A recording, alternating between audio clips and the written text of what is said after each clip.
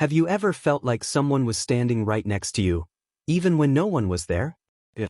I used to think that was just my imagination too, until the day my camera proved me wrong. The footage captured a presence that was real, solid, impossible to ignore, and the worst part? That entity seemed to be staring straight at me, as if it were trying to say something I wasn't ready to hear. And here's the most disturbing part. That presence wasn't a stranger. It was someone who had already died. And somehow, in a way that shouldn't be possible, they were standing beside me at the exact moment my life was about to fall apart. What I discovered after that footage opened a door that was never meant to be opened. A door connecting betrayal, secrets, and a desperate warning from the other side. A warning that only appeared because I was blindly living a lie. And if you think that sounds exaggerated, wait until you see what the camera captured next. Before we continue, subscribe to the channel, like the video, comment if you believe in life after death. Because what I'm about to tell you will make you question everything you believe about the world of the living, and especially about the world of the dead. The flowers my husband bought for another woman, and the spirit that tried to warn me. The strange part is that everything began with something as innocent as a bouquet of flowers. She had no reason to suspect anything, until her camera, the same one she carried everywhere like a loyal witness, decided to act on its own. That morning, she was waiting inside the car, watching her husband walk out of a flower shop holding a bouquet so beautiful it could melt anyone's heart. But something about his expression didn't match. His smile wasn't warm, it was nervous, tight, almost forced. The kind of smile someone gives when they're hiding a truth that's just about to spill. As he opened the car door, her camera, resting quietly on the back seat, took a picture without being touched. A sharp, echoing click. Her husband laughed it off, saying it must be a glitch or a dying battery. But when she leaned back to check the image, she froze. Behind him, partially blurred but undeniably human-shaped, was a dark figure leaning forward as if whispering a warning. Something, or someone, was pointing directly at the bouquet in his hand. At first, she thought it might have been a shadow from a passing car or a trick of the lighting. But shadows don't tilt their heads. Shadows don't raise their arms. Shadows don't stare back at you with the unmistakable intensity of someone trying desperately to get your attention. She zoomed in and her heart raced. The figure was clearer than before, like it wanted to be seen. And its posture was unmistakable. It was urging her to look closer, to question what she had been choosing not to see. The rest of the day felt wrong. The flowers weren't given to her. He said they were for a client, which made even less sense. But what haunted her wasn't the lie. It was the presence she felt behind him whenever she replayed the photo in her mind. A presence that felt familiar yet distant, protective yet urgent. As if the spirit knew her, knew him, and knew what those flowers truly meant. She tried to forget it, but the camera didn't let her. Every time she picked it up, she felt a strange static under her fingers, like energy pulsing through the device. And each time she looked at the photo again, the figure seemed clearer, almost as if it were stepping forward, closer, trying to break the barrier between their worlds.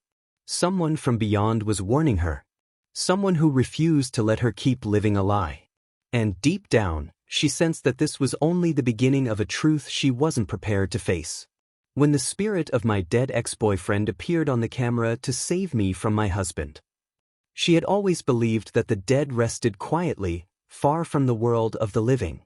But that belief shattered the moment her camera captured something it should never have seen. It was a late evening at home, the kind where silence feels heavier than usual. Her husband was acting strange, too gentle, too attentive, almost rehearsed. She felt a discomfort she couldn't explain, so she picked up her camera, hoping photography would calm her mind. The moment she lifted it, the screen flickered, and a familiar face appeared beside her. A face she had buried years ago. Her ex-boyfriend.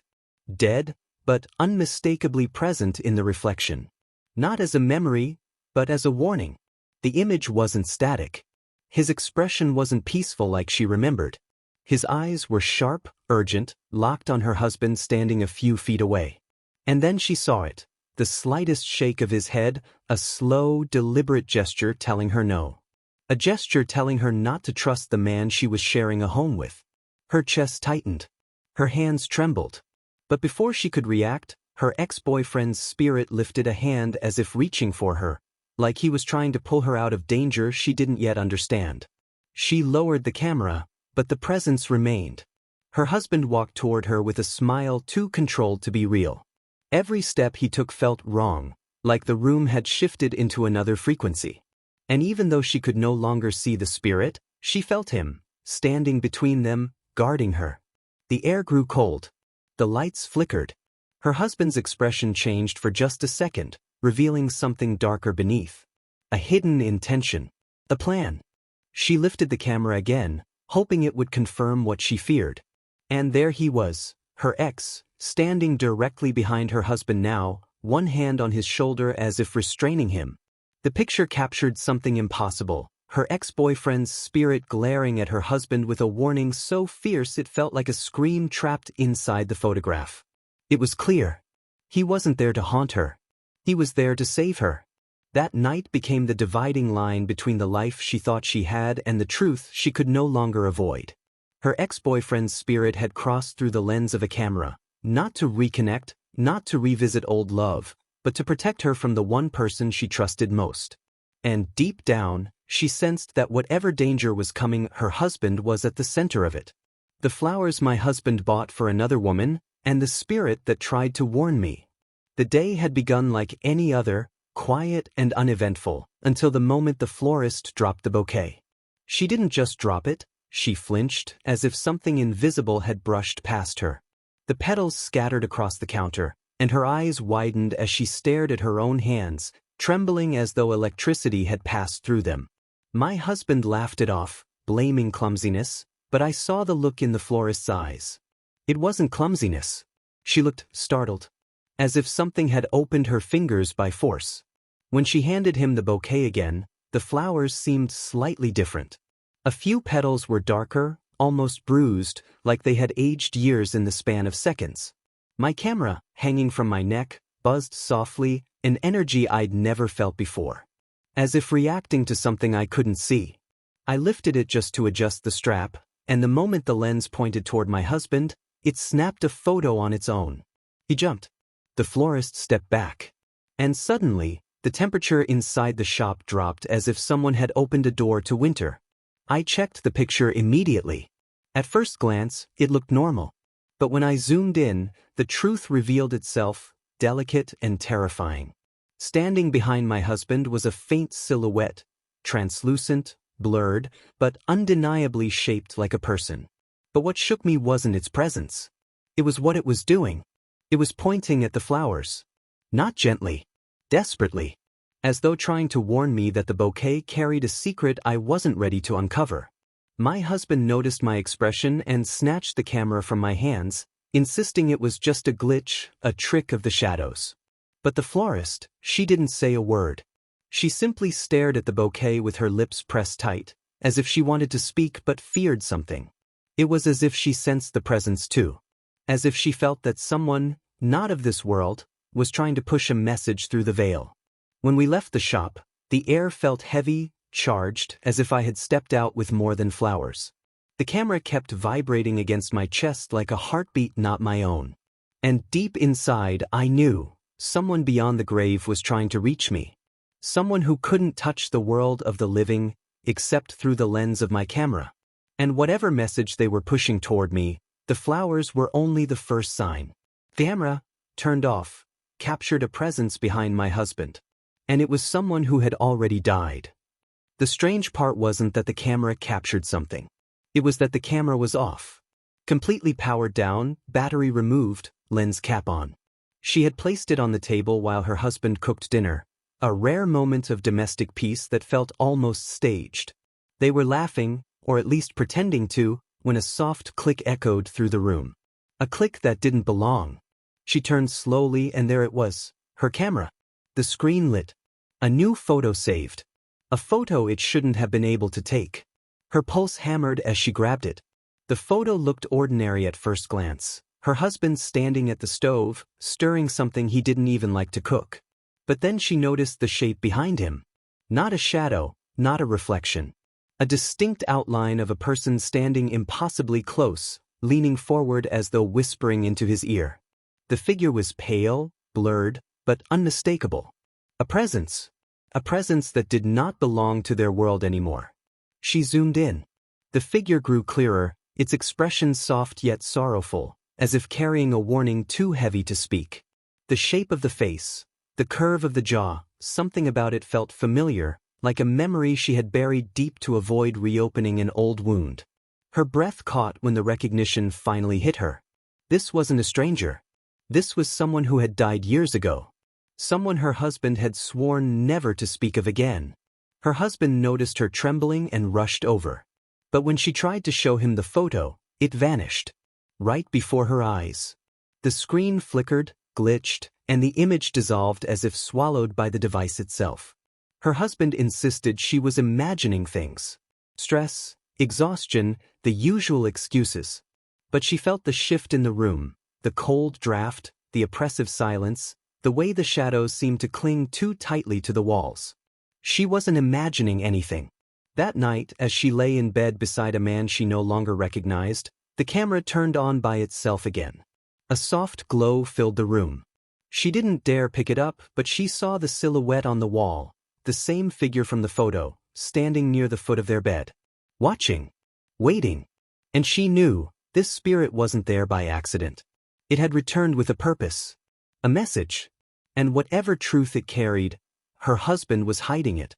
My husband thought he was deceiving me, but the one who found out was the beyond. Her husband believed he was clever, too clever to be caught. He hid messages, deleted calls, erased every trace of guilt with the precision of someone who had practiced lying for years. But what he didn't know was that the truth wasn't in her hands, it was in the hands of something far older, far wiser, and far less forgiving. The first sign came when her camera began turning on by itself at odd hours, capturing frames she never took. Frames she didn't even know existed until the device vibrated, demanding her attention like a heartbeat echoing from the other side. One night, she found a new photo stored in the memory card. Her husband was asleep beside her, but the image showed him fully awake, sitting at the edge of the bed, speaking to someone who wasn't there. His expression was tense, fearful, as though answering commands whispered by a voice she couldn't hear. Behind him stood a faint silhouette, tall and watchful, as if supervising him. The presence not of this world. But what terrified her wasn't the ghost. It was the realization that her husband wasn't alone in his lies. Something else was involved. She confronted him the next morning, but he denied everything with the confidence of a seasoned actor. Yet the camera disagreed. Every time he lied, the lens fogged. Every time he hid the truth, the shutter clicked on its own. It was as if the spirit was reacting directly to his words, exposing him, correcting him, refusing to let him twist reality anymore. She began to notice a pattern. The supernatural didn't appear when she doubted him, it appeared when he lied. As though the spirit wasn't trying to help her, it was trying to stop him. One evening she found a final photo, one that froze her blood. It showed her husband standing in the kitchen, looking over his shoulder with terror. And behind him, the spirit was fully visible. No blur. No haze. Just a clear face staring straight into the camera, expression stern and unforgiving. It wasn't the face of someone warning her. It was the face of someone condemning him. Someone who had been wronged before. Her husband thought betrayal was a private act, a secret he could bury. But the beyond had been watching long before she ever suspected. The spirit hadn't come for her. It had come for him. And deep inside she realized the truth. Her husband wasn't being exposed, he was being judged. The day a soul from the other plane refused to let me keep living a lie. She used to believe that denial was a kind of protection, like closing the curtains during a storm so you wouldn't have to watch the trees break. But lies have weight, and hers had grown so heavy that even the dead couldn't ignore them anymore. The day everything changed, she woke with a strange sensation, as if someone had been standing beside her bed all night. Her camera, which she always kept turned off, was sitting on her chest as if deliberately placed there. The lens was pointed straight at her face. She hesitated before checking it, but the screen lit up the moment her fingers touched it. A new photo. A photo she didn't take. It showed her husband in the hallway, whispering on the phone, his expression sharp and cold, nothing like the sweet facade he wore at home. But what froze her wasn't him. It was the figure standing behind her in the photo. A woman's spirit. Pale, luminescent, with eyes full of sorrow and urgency. A soul that looked straight at her through the screen as if begging her to stop pretending she didn't see the truth. The spirit wasn't aggressive. It wasn't frightening. It felt protective. Like someone who had watched her suffer for far too long. When she blinked, the screen flickered, and a second image appeared, a close-up of the spirit's face. Her lips were parted. Not screaming. Not threatening. More like pleading. It was a silent message, one that struck deeper than any voice could. A message that said, stop running from what you know. All day, she tried to push the thought away, tried to cling to the fantasy that things would fix themselves. But every room she entered felt occupied by something unseen. Her camera followed her, turning on by itself, showing flashes of the spirit's silhouette behind her. And each time, the expression grew more intense, more insistent. It was as though the soul refused to let her continue living inside the lie she'd wrapped around herself like a blanket too thin to stop the cold. That night, she finally confronted the truth. She stood in front of the mirror, holding the camera, trembling. When the spirit appeared again, standing right behind her reflection, she didn't look away. The presence didn't try to scare her, it simply nodded, as if giving her permission to choose herself. Permission to stop surrendering to a life built on betrayal. And at that moment she understood, the spirit wasn't there to haunt her, but to free her. The photos that mysteriously appeared on my memory card, and changed everything.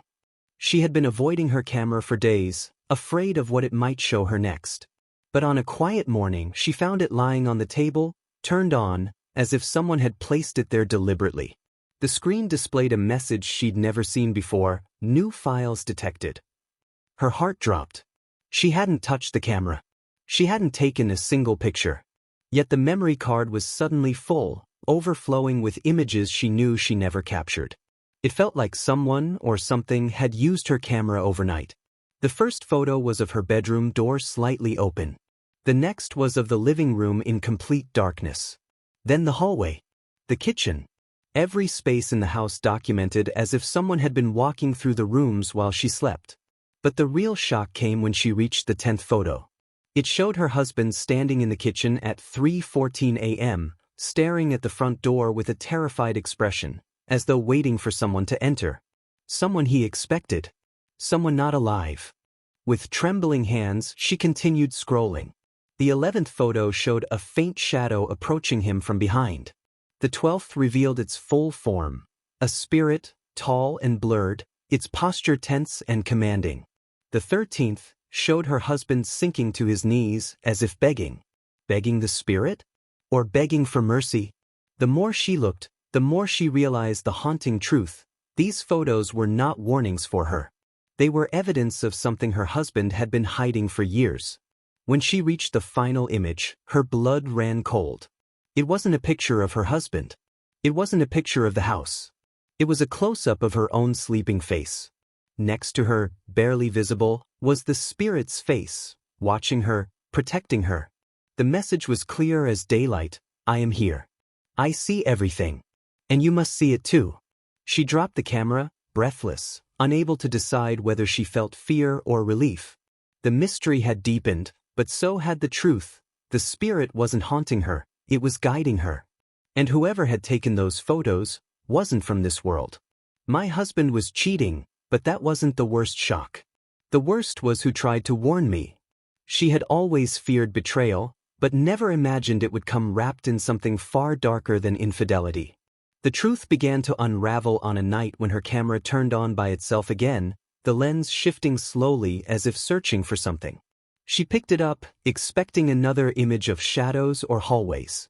Instead, the screen displayed her husband, standing outside, whispering to someone just beyond the frame. She couldn't hear the conversation, but the tension on his face was unmistakable.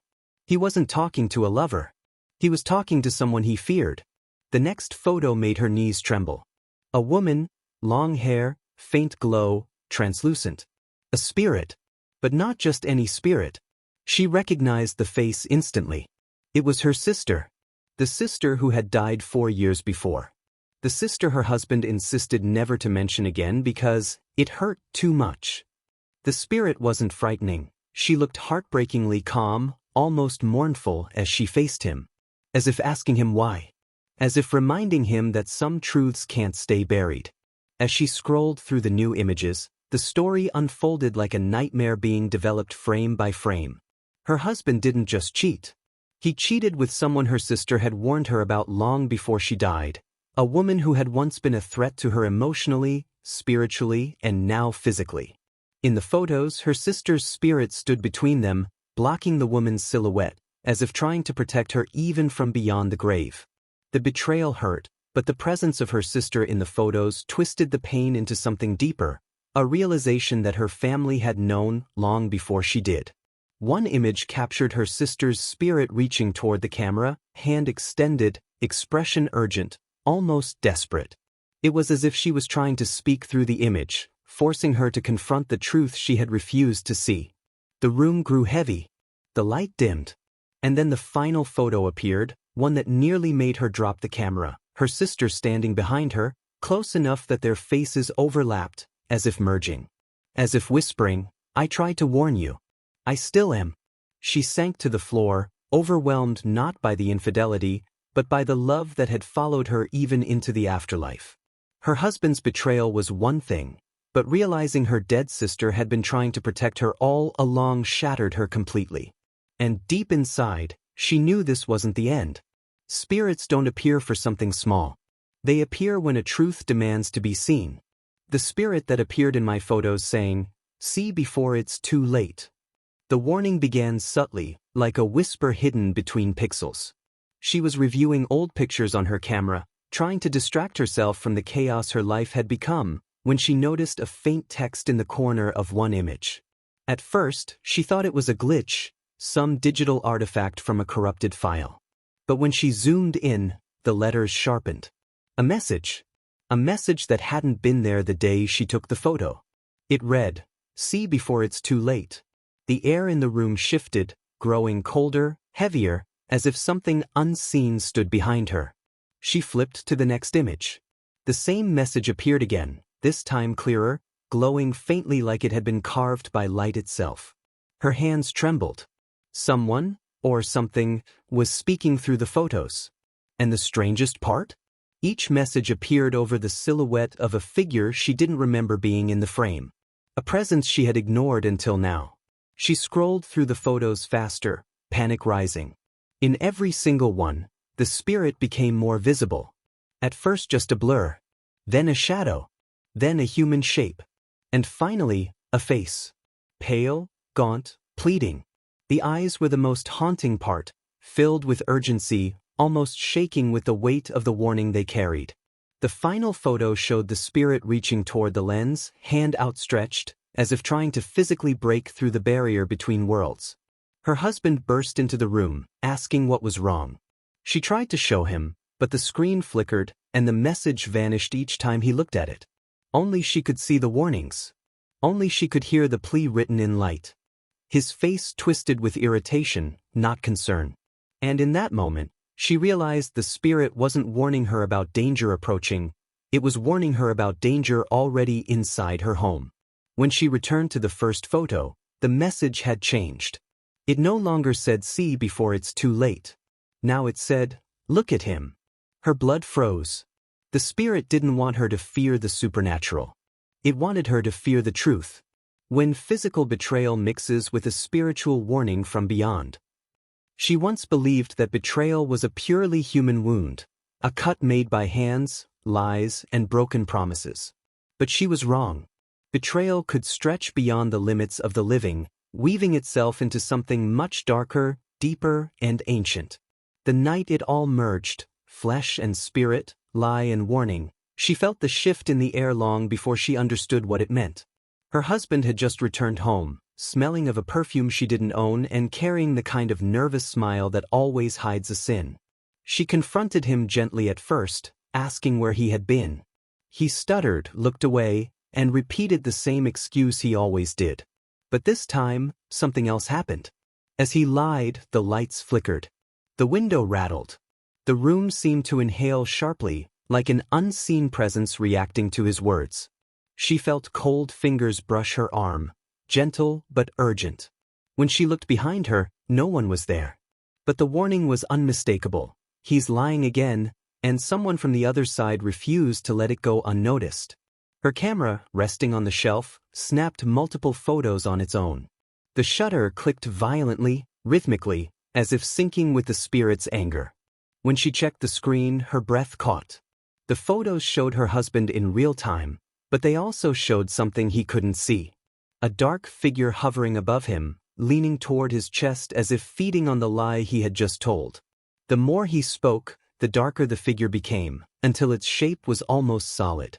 She tried to confront him again, but he grew defensive, raising his voice, trying to twist the narrative like he always did. And that's when the spirit made itself known. The temperature plummeted. A gust of wind rushed through the room though every window was closed. Her husband staggered backward, clutching his chest, staring at something behind her with wide, terrified eyes. He saw it. Just for a second. He saw the spirit that had been warning her for months. And then the final message came. Her camera flashed once more, capturing the truth the spirit had been trying to reveal. Betrayal wasn't just physical. It carried consequences that echoed into the other world. As she looked at the photo, her husband cowering, the spirit standing tall behind him, she finally understood. The beyond wasn't just warning her. It was judging him. The flowers that bloomed on their own in the florist's hand at the exact moment of the betrayal. The florist had seen many strange things in her shop, but never flowers that behaved on their own. She later told her that it happened the moment her husband walked in, as if the air itself shifted. The bouquet he ordered was simple, nothing special, yet the florist's hands began to tremble as she wrapped it. The petals twitched, the stems stretched, and before she could react, the flowers bloomed wide open in her palm, almost violently, releasing a cold gust of air that didn't belong in any living plant. She thought it was a trick of the light, perhaps her imagination. But when the husband smiled, that forced, guilty smile that hid more than he admitted, the flowers pulsed again, like a heartbeat not their own. The florist felt chills crawl up her spine. Something was wrong. Something inhuman. She felt watched. She felt warned. She stepped back, asking if everything was all right, but the husband only told her to hurry. His voice trembled, betraying his nerves. Later, when the wife picked up the bouquet, the florist stared at her with wide, conflicted eyes, as if debating whether to say something. But she stayed silent. It wasn't until that evening, when the wife checked her camera, that the truth emerged. The moment the flowers had bloomed in the florist's hand, the camera, sitting untouched at home, had taken a photo by itself. A photo of the bouquet. But behind it was a spirit. A woman's figure made of pale light, leaning forward, reaching through the frame. The wife zoomed in and her breath caught. The spirit's hand was hovering above the flowers, as if awakening them, forcing them open in a desperate attempt to warn her. And the timestamp on the photo matched perfectly with the exact moment her husband had been with another woman. The betrayal had been captured not by human eyes, but by a force beyond the grave. The final photo showed the spirit facing the camera directly, expression sorrowful but firm, as if saying, "I tried to tell you. I used what I could." And suddenly, everything made sense. The flowers weren't reacting to life. They were reacting to truth. And truth, when buried, always finds a way to bloom. The camera became a portal. Every time he lied, a new image appeared. It began with a single lie, small, almost harmless. He said he was working late, but she could hear the hesitation in his voice, the crack in his tone. The moment the lie left his mouth, the camera on the shelf clicked. One solitary snap. She turned, confused. The camera was off. Completely off. Yet when she checked it, a new photo had appeared. The empty living room, dim and silent, but with a faint silhouette standing in the corner. A warning. A presence waking up. As the days passed, the pattern became undeniable. Every time he lied, the camera responded. A shutter click for a half-truth. 2 for a deflection. 3 for a full betrayal. The photos began to stack, hundreds of them, each one capturing the exact emotional weight of his words. In some, the spirit was distant, observing. In others, it stood inches behind him, as if judging every syllable he spoke. The camera wasn't malfunctioning. It was documenting the truth he refused to say. One night, after a particularly long argument, he threw his phone on the couch and stormed into the kitchen. She sat in silence, broken, and the camera snapped 4 times in rapid succession, violent, angry, as if the spirit itself was losing patience. When she checked the images, she gasped. The spirit wasn't blurry anymore.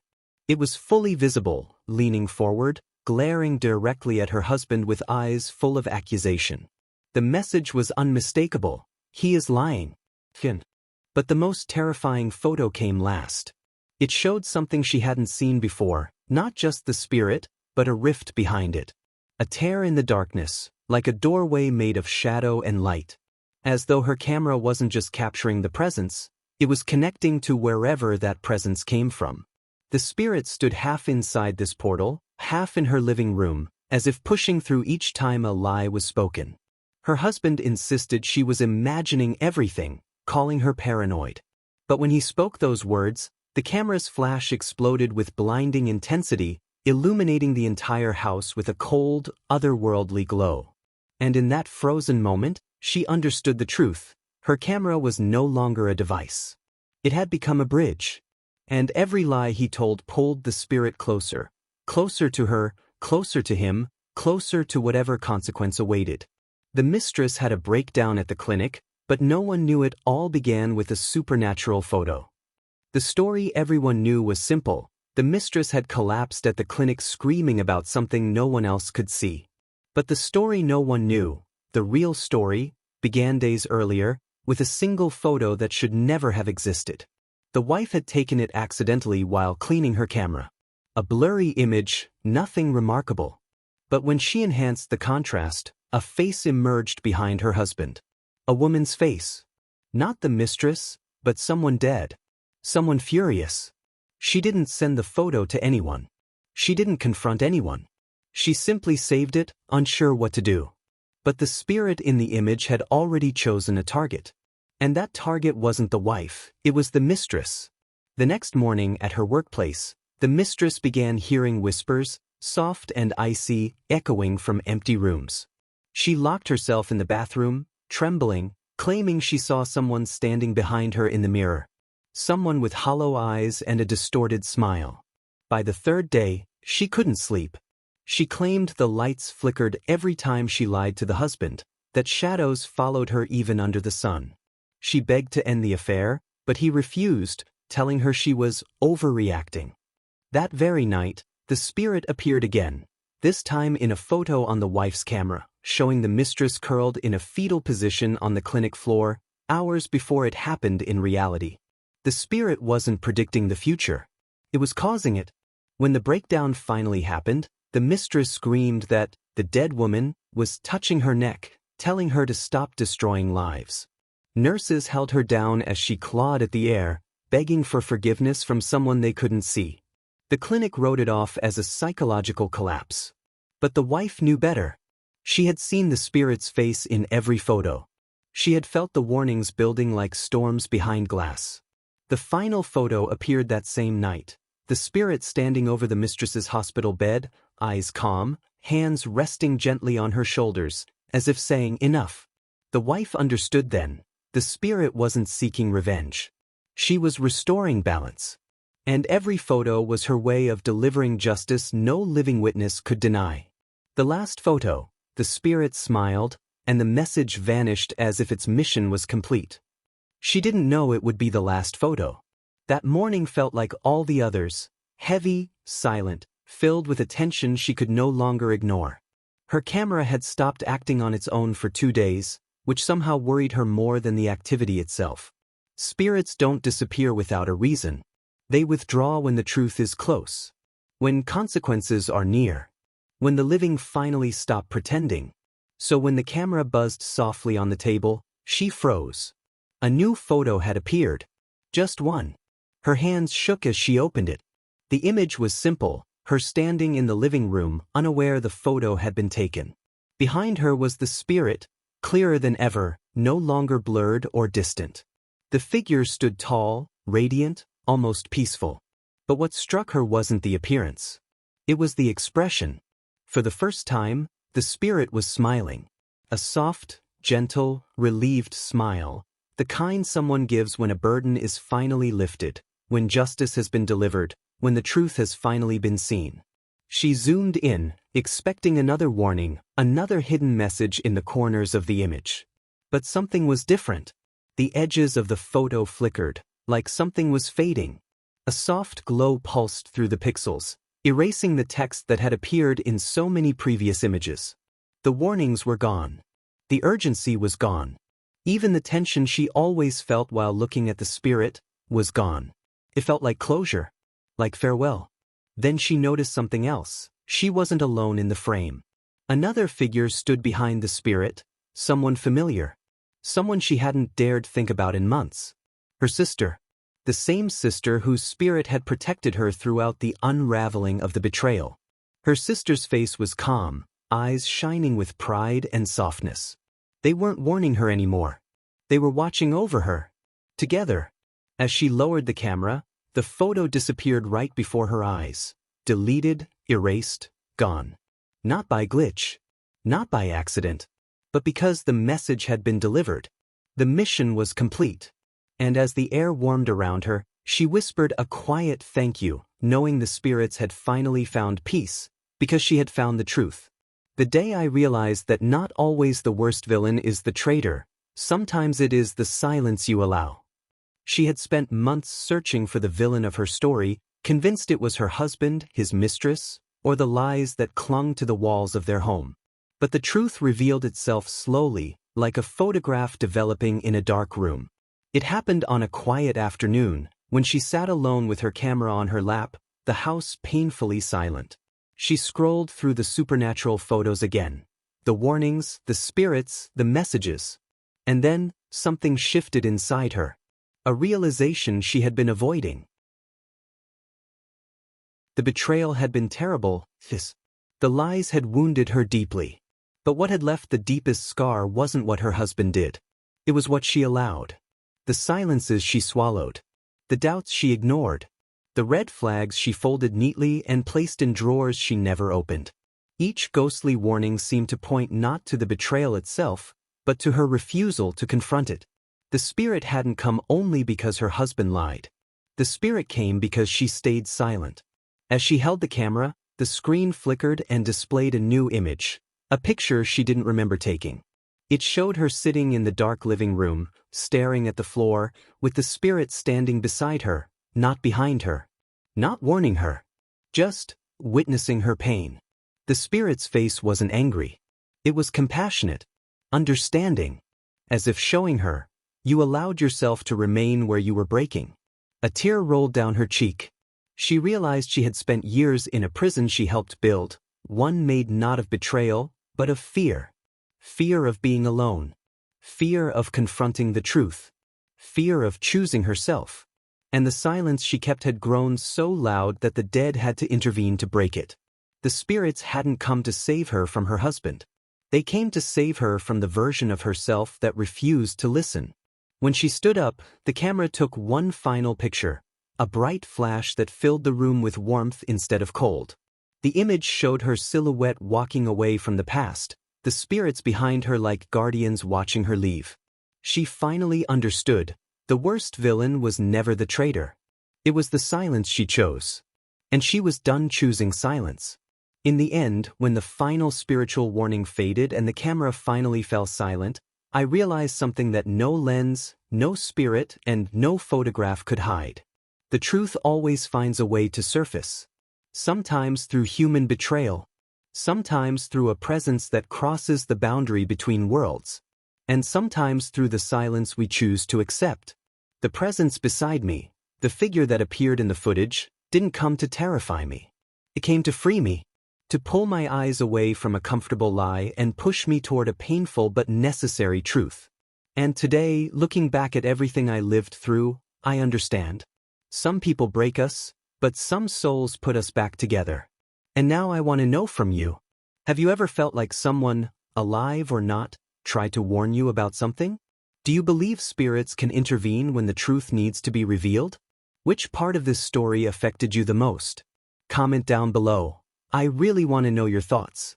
And of course, if this story gave you chills, held your attention, or made you reflect, like the video, subscribe to the channel, activate the notification bell, because there's still so much I need to tell you, and some of it comes from places we cannot see. The truth is calling. And now, are you ready to hear it?